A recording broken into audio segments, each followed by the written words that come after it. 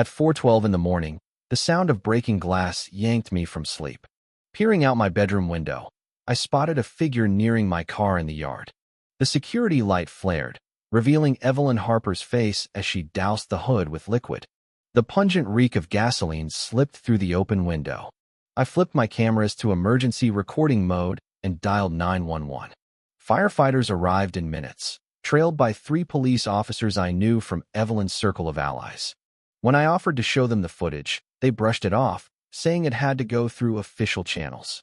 Evelyn rattled off a polished alibi. She'd been asleep at home, and the officers nodded in sync as they left. She lingered, stepping close to murmur, "Next time, it might not just be the car. Some accidents happen inside the house." She smirked, unaware she'd just torched the property of someone who'd spent 21 years dismantling chaos. I'm Leonard Leo Grayson, 41, once a prosecutor battling organized crime in Baltimore's gritty streets, where sirens and despair were constants.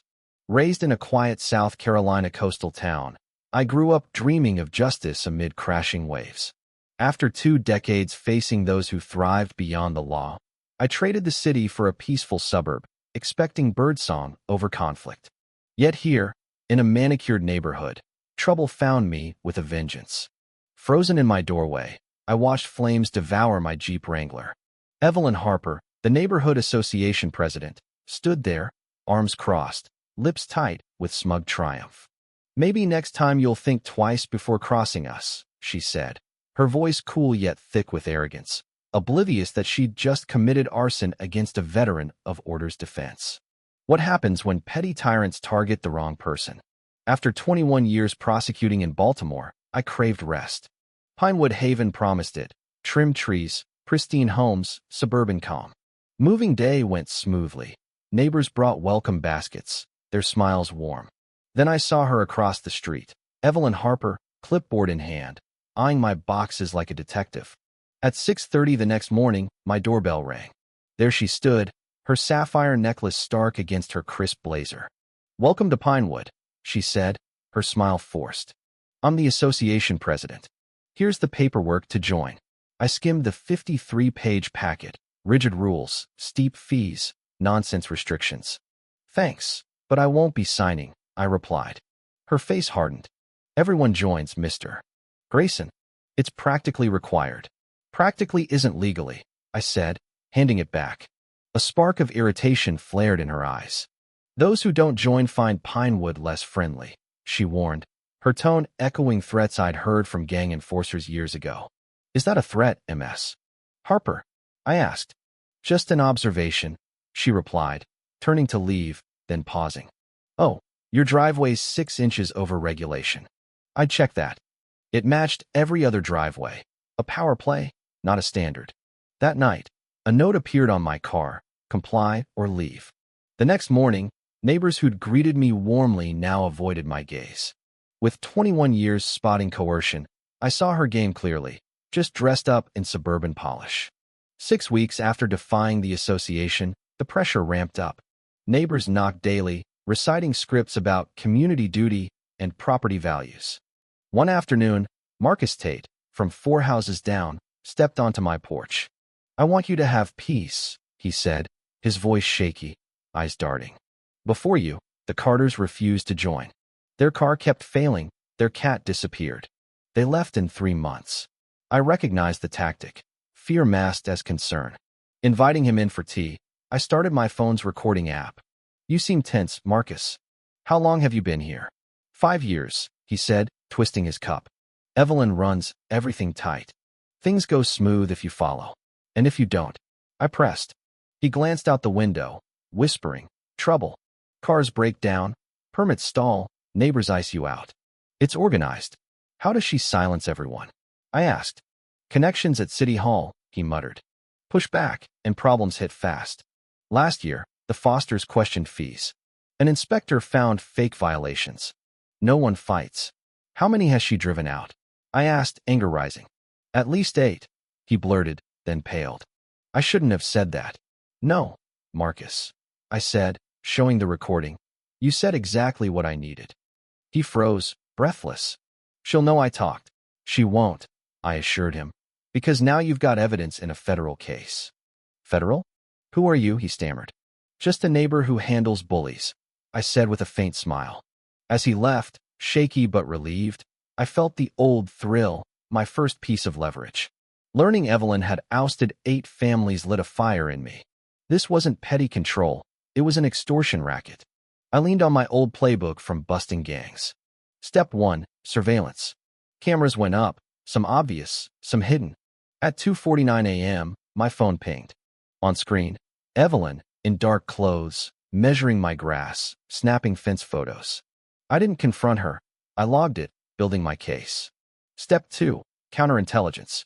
Before dawn, I photographed violations at board members' homes. Jacob Foster's oversized fence, Treasurer Nora Blake's unapproved lawn gnome, Evelyn's code-breaking porch lights. Hypocrisy, captured.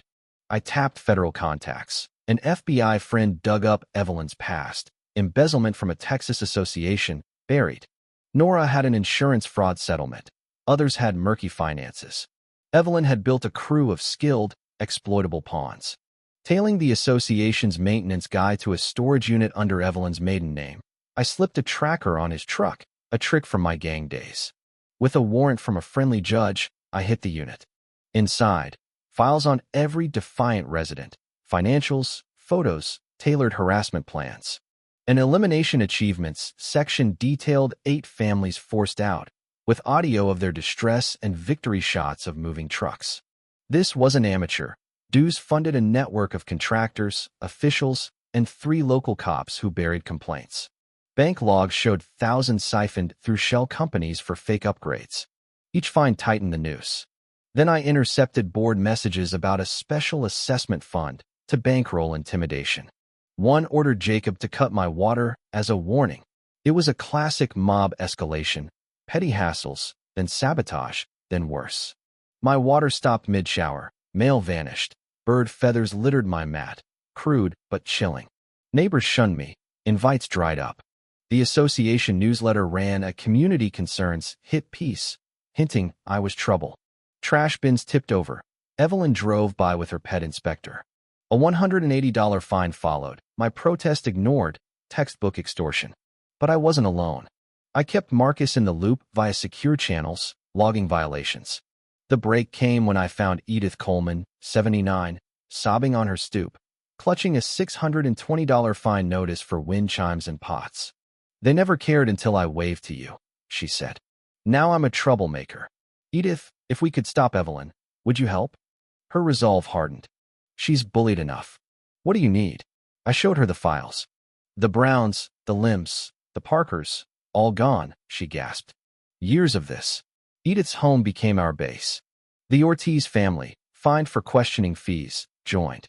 Gideon Hayes, denied accommodations, signed on. The Kims, hassled over decorations, pitched in. We built a secret network, recording threats, filming vandalism, tracing cash. Evelyn sensed pushback but couldn't trace it, growing reckless, her downfall. At the mandatory association meeting, I sat in back, Edith nodding from across the room, recorders rolling. Evelyn unveiled a $720 security fee despite a $67,000 surplus she glossed over. Item 7, page 5, I said, standing. $67,000 in management costs, no details. Her smile tightened. Routine spending, Mr. Grayson. Public law demands transparency. I countered, handing out statutes. Unless there's something to hide. Her composure frayed. Some undermine our stability, she snapped, glaring. Consequences are avoidable. She ended the meeting, but the damage was done. At 4:12 a.m., glass shattered. Evelyn doused my Jeep with gas, lit it, and watched it burn, smirking. This is the price of defiance, she declared as neighbors gawked. I played rattled for the cops, her cronies, who blamed a fault. Joined the association, one sneered. Solid protection. I nodded, plotting. Footage went to my old FBI aide, Rachel Ortiz. Racketeering and arson, she said. Federal case. By the book, I insisted. Warrants hit 9 spots, board homes, the office, Evelyn's unit. At 5:30 a.m., raid struck. Evelyn, in her robe, crumbled as agents flashed badges. Her home held records of 4 prior embezzlements. Nora's PC had bribe logs. Jacob tracked problems.